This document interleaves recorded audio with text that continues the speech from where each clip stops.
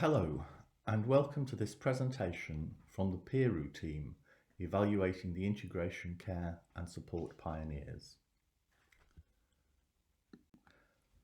The pioneers were established across England between 2013 and 2018 in 25 sites with varying degrees of scale and complexity.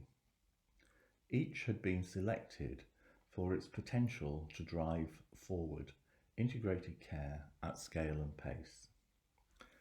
Our focus here is on the approaches to multidisciplinary working being developed in 2 of these sites prior to conducting a wider study across all 25 sites. At an earlier stage in our research, we found that multidisciplinary teams were the service development most commonly reported by pioneers. We are now aiming to identify differences in their form, purpose, and effectiveness. Specifically, we are interested in models of joint working involving health and social care staff for adults who have chronic conditions and which operate in different contexts. In this case, 2 pioneers with 11 examples of such approaches to joint working.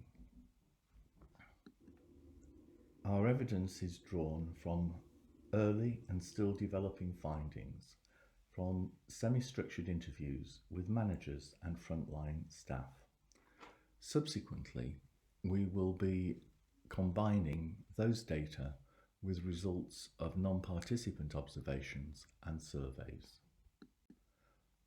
First, I want to highlight some preliminary themes from interviews with senior and middle managers. The primary purpose of their initiatives in multidisciplinary working was generally described as reducing pressures on the NHS by vertical integration of hospital, community health and primary care services, together with some more limited involvement from the social care and voluntary sectors. Although the role of those sectors was more frequently seen as supporting such vertical integration, there were also developments in place-based horizontal integration focused on community capacity building and prevention. NHS approaches also varied in the priority given to reducing pressures directly on primary and acute care respectively. Although a range of organisational forms were being designed, they were rarely integrated teams with a shared base, single identity, and unified goals or support systems. Many, in fact, were explicitly described as core and/or extended networks. So, what was the view of frontline workers on the impact of their work? Again, drawing on preliminary interview themes, we found that they reported limitations in their capacity to meet their objectives because of gaps in health and social care staffing and other resources, including long-term funding to provide continuity of employment and care.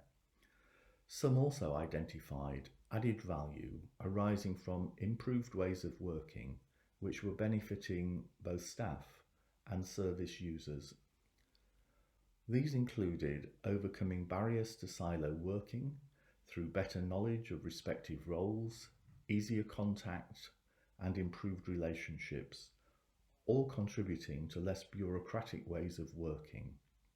Some users were also benefiting from more local and holistic care, and staff reported greater job satisfaction, shared burden and agency.